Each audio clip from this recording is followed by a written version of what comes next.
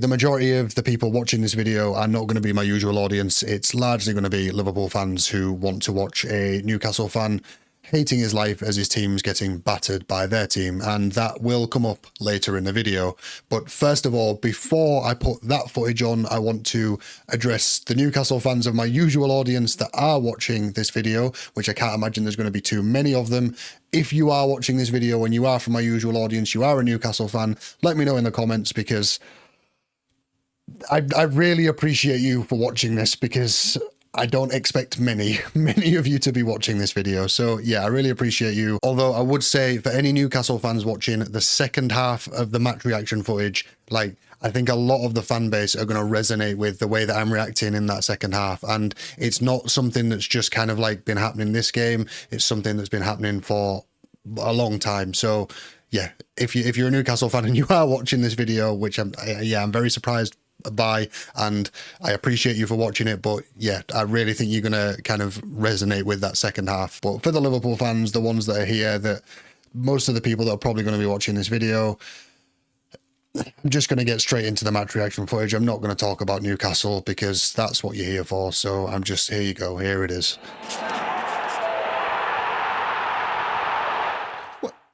What's Isak doing there? He's injured, isn't he? Salah's fucking shit now. Watch, I'm going to say that and then he'll fucking score, won't he? Oh, fuck off, McAllister, you little fucking pussy. A painful one. What did he do? He just pushed him in the fucking chest. Literally. Oh! Fucking bellend. You might just need a moment. Oh, fucking hell. This is why, like people who don't like football, this is why they don't like football. Because you're little fucking pansies like that just fucking diving around. Oh, my chest. Fuck off. I just thought about that, and I know I'm getting like, I'm very emotional and reactional when the game is on. Like, I'm getting pissed off about that. Our players do it as well, so like, everyone does it in football. But it is fucking annoying. Oh, Gordon again. Gordon, man, if you fucking get yourself another red doing something like that, like, fair enough, he did have to go for it. But fuck me, I just had flashbacks of the one on Van Dijk. Oh, oh, this is going to be a goal, isn't it? Oh, what's wrong with Salah? Oh, mate. How does Salah get through that far ahead? Oh, man, he's so fucking shit now. Also, like, how can he just pull Trippier over like that in the middle of him making a pass and it's fine? We got let off with one there, like. Well, no, we didn't, because it shouldn't have been a chance. In the corner for us. I'm going to be honest, like, Gordon seems to be leading the line quite well here. To a certain extent, better than Voltemada and Wissa have been. And usually, obviously, when Gordon was put in to lead the line, I wasn't particularly happy about it, because it was usually off the back of when we had Isak. But Voltemada and Wissa have been that kind of, like, isolated and just sort of not really relevant. Like, they may as well not have been there in most of the games. So, like, Gordon leading the line here doesn't actually bother me that much. Good position for a free kick. Let's get trips on this. Oh, he just fucking punched Verts in the nuts on his as he fell down. Do you know what? Barnes has got to have a free kick on him, you know. Oh, I fucking said Barnes must have a good free kick. Oh, fucking so close, man. Oh, so close. Oh, we got to make this pressure count. Oh, quality from Hall. Oh, fucking quality from Hall, though, to get out of that, from the pressure from Salah, Verts, Ekitiké, all of them. Let's not have another game against Liverpool where we dominate them and don't get anything from it. Come on. The amount of people that I saw before the, like comments on things that I saw before this game, Liverpool fans trying to make a case for Kirkes being better than Hall. It's just hilarious. Oh, Liverpool have grown into this game a lot here. Come on, right, let's fucking press forward. Go on. Gordon's running. So's Elanga. No, the wrong one. Oh, what are we doing? Go on, yes, keep pressing forwards. Yes! Gordon! Come on! His first goal from open play in I don't even know how long. Fucking get in. 33 matches. The commentator said it. Come on, get in. Willock's ball carrying as well. Quality. That 20 million bid from Fulham for Willock is just, like, Willock's price is going up by the game at the moment. Of course it's fucking Ekitiké, for fuck's sake. Why does it have to show Isak? Is it just like trying to fucking piss us off? Oh, for fuck's sake. Why did we just go to sleep there? You know what? I'm kind of enjoying all of this like glazing of Ekitiké at the moment from the commentators, because the more like positive reputation Ekitiké gets, the more everyone starts glazing him. Like the more goals he scores and whatever, like the more Isak's never gonna get a fucking game, and that's fucking hilarious. You see, this for me is where Eddie Howe can silence the critics, because right now, the way I kind of looked at this game beforehand, and part of the reason why I was positive going into the game is because Liverpool can't deal with a low block, neither can we, but Liverpool also can't defend. We can go into a low block and we can defend if we want to. But the way that it's kind of gone is that, and maybe this is through, you know, we didn't have the options to put in. I mean, I'd say we did, to be honest. We could have gone with the back five like we did against PSG. But yeah, I think this game we could have not allowed it to become the basketball game that it is. And, you know, I'm saying this at halftime. We did look dominant for the majority of the first half. So, like, I'm not massively criticizing Eddie Howe, but what I would say, and I'm not saying that we go low block now, obviously we're losing, we can't go low block now, we need to score, but I would say that looking at where Liverpool are at the moment, looking at how their form has been, like there's plenty of options on the bench there. Obviously not Bruno, but there's plenty of options on the bench for us to go and get something out of this game. So, I don't know. I feel like when you're looking at all the other teams that have come up against Liverpool, when you're looking at like, you know, the Leeds and whoever else is that have got results against them, they've been games that have gone backwards and forwards. And I feel like, I think Bournemouth the other week that got a result against them, like it felt like Iraola in that game made changes within the second half to get them that win. And I feel like obviously the criticisms of Eddie Howe are that it's the same changes every time. It's the same, you know, 60th minute, you know, like for like changes every time. And I think this is where Eddie Howe needs to silence the critics, because I've done a lot of defending of Eddie Howe and I've done a lot of, you know, saying that, you know, he should be given time and all that kind of stuff. But I do see the criticisms. And this, for me, is where Eddie Howe needs to do something that is different to just making the same changes on the 60th minute, you know, like for like subs on the 60th minute. So I guess we see what the second half has to offer. But yeah, for me, I'm saying it now before obviously the second half comes in. So we'll see what happens. We'll see if we just see the same 60th minute like for like subs, or we'll see if Eddie Howe can actually silence some of the critics in this game. It's all well and good from Eddie saying do what we did in the first half, but without, oh, for fuck's sake. Oh my God, how was Ekitiké missed that? As I was saying, it's all well and good. Eddie Howe was saying just go out and do the same thing, but without a kind of like them tackling it into our player. I think it was it McAllister maybe? I can't remember who it was. But obviously like they kind of like tackled the ball off Barnes. I think it was Barnes into Gordon, which led to a goal. Like outside of that, you know, we don't have the quality to go toe to toe with Liverpool. Oh, yeah, we need a striker on. Like the way that we're like the amount of balls that we're putting into the box, and there's just no one, like unless Burns in there, there's pretty much no chance that we're going to score a goal. As much as it's been good with the front three, like, and they do look like a threat, like it still just feels again like we can't score a goal. Obviously we've scored a goal, but it was relatively lucky in that a Liverpool tackle fell to Gordon. Right, it really is time for Voltemada now. I don't know why it's taking this long. We're in the 66th minute here. You can see, like, it's been clear for a good 15 minutes at this point that, like, we're not getting anything out of this now, playing like this. Our attacks just become completely blunted. It looks more like Liverpool are going to score, if I'm going to be honest. And there it is. There's the fucking goal. And we're just going to see the same shit again. I bet it's, you know, reactive to going a goal behind, even though that was obviously coming. And we're now going to have 3 subs. At least Salah's fucking awful. If Salah was, like, still actually Mohamed Salah, like, this would have been fucking 5 or 6-1. Right, is it time for the 3 like-for-like subs now? What? I predicted it again. It's just fucking... Oh, man. 3 like-for-like subs. Just change the entire attack, as we do every time. Do you know what? Eddie Howe is really, really testing my patience. Because I've sat here making multiple videos about how we need to see it out till the end of the season, give him like a pre-season and stuff. And he just keeps on proving everyone right. And like, as I said in all of my videos, when I've been defending Eddie Howe, I see the criticisms and I see it every game and it frustrates me every game. But it is the same fucking shit every time. Like, I'm going to be honest and I'm going to kind of try and see it from the balance perspective. I'm going to try and keep the analysis balanced and not overreactive. And there is an argument to say that because of the injuries at the moment, he doesn't really have much option. Like, the subs kind of do choose themselves and the team selection kind of does choose itself to a certain extent.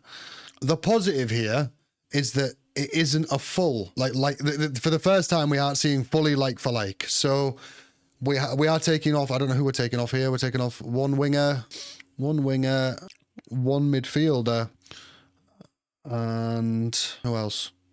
And another winger. So 2 wingers and a midfielder for 2 strikers and a winger. So it's not fully like for like. Maybe we're not going to be in 4-3-3 here. I'm not sure, but we really need to see something here. What I can't understand is why he's left Anthony Gordon on when Anthony Gordon's the one on the yellow card. I honestly, I think the subs are too late, but this isn't going to be the game where I'm going to start, turn from being supportive of Eddie Howe staying to being Eddie Howe out. Like, I'm not, this isn't going to be the game, because at the end of the day, that would be mental to go away to Anfield and lose and that be the game where you're like, nah, that's enough. This is enough. This isn't going to be the game that turns me. But this is just the evidence for everyone that thinks I'm just some kind of Eddie Howe apologist, some kind of just only one of these cult Eddie Howe fans that thinks that he can do no wrong. I don't think that at all. I can see everything and it really fucking frustrates me too. So you're looking at this here, Eddie Howe's made changes and we look like we've gotten worse. We were somewhat in the game. We now look like Liverpool are just completely controlling it. Now we just look like we're on the back foot. As I say, all of the criticisms, I understand all of them.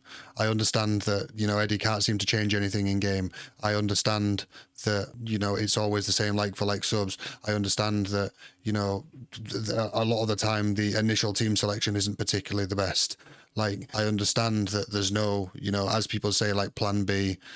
I don't necessarily think there should be a plan B. I think there should be an adaptable plan A there should be an ability to, react to or be proactive regarding the things that are going on in the game. I guess react to what's going on in the game and then be proactive in making a change. That should be something that's in the remit of any Premier League manager these days. And yeah, I haven't seen much evidence of that ever with Eddie. Fucking hell, we've got 3 strikers on the pitch.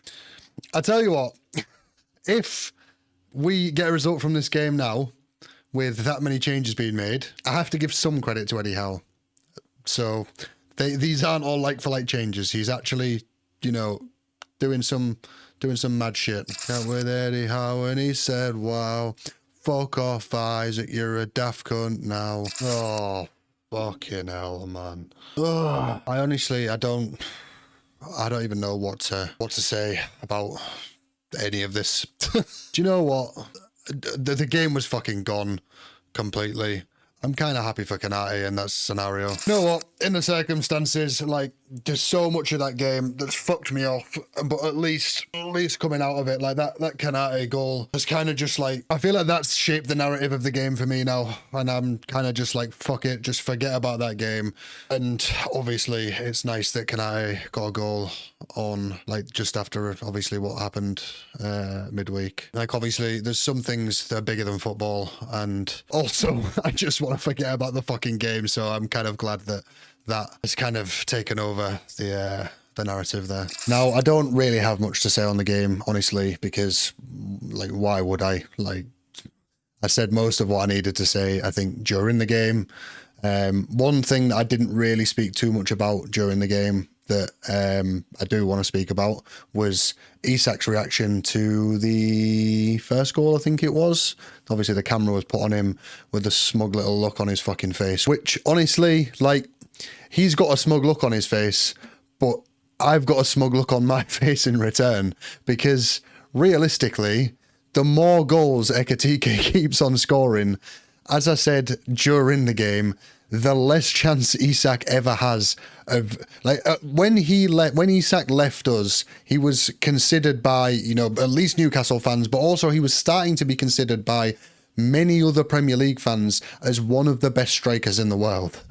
He's never going to get the chance. Whilst Ekitiké is scoring goals in the rate that he is never going to get the chance to be considered as one of the best strikers in the world ever again. Like he has had that peak season at Newcastle, and he's not going to have them anymore. So that's the moment of joy I'm taking out of the game. Outside of that, you know, like Liverpool haven't been great all season, but just there, they just showed that they still have, obviously, world-class quality within their team. As I said, there's a lot that frustrated me during the game. There's going to be a lot of people piling on Eddie Howe after the game, and you could hear from what I was saying during the game, like, I understand all of it. I understand exactly why everyone was getting frustrated. But then I also see it as we don't do well without Bruno, and we've gone to Anfield. Like, we've gone to Anfield without Bruno. Like, I know I was feeling positive going into the game because of Liverpool's form. And, you know, I've given my reasons for that. I analysed the way that Liverpool have been playing. I analysed why their form has been poor.